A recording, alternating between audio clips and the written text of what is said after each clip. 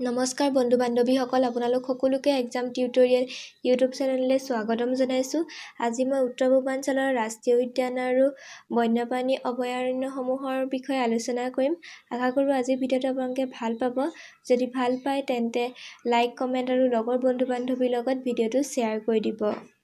আপোনালোকে যদি চেনেলটো এতিয়ালৈকে ছাবস্ক্ৰাইব কৰা নাই চেনেলটো ছাবস্ক্ৰাইব কৰি দিব আৰু কাষতে থকা বেল আইকনটো ক্লিক কৰি অল কৰি দিব। আহকচোন ভিডিঅ'টোৰ মাজলৈ সোমাই যাওঁ।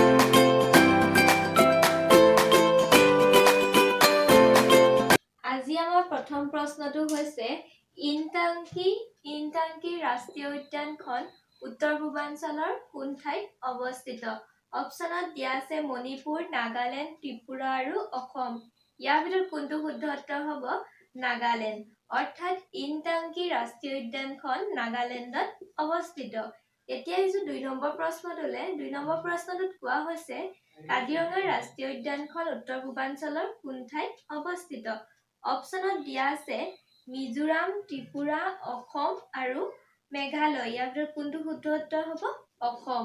অৰ্থাৎ কাজিৰঙা ৰাষ্ট্ৰীয় উদ্যানখন অসমত অৱস্থিত।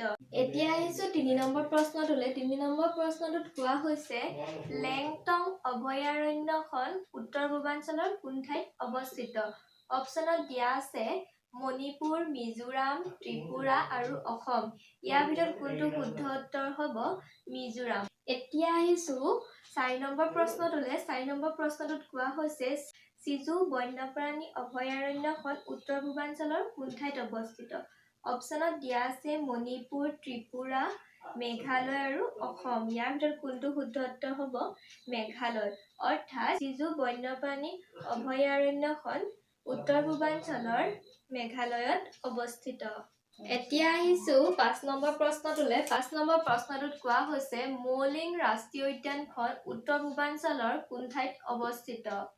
অপশ্যনত দিয়া আছে অসম, মিজোৰাম, অসম, মণিপুৰ, মিজোৰাম, অৰুণাচল প্ৰদেশ।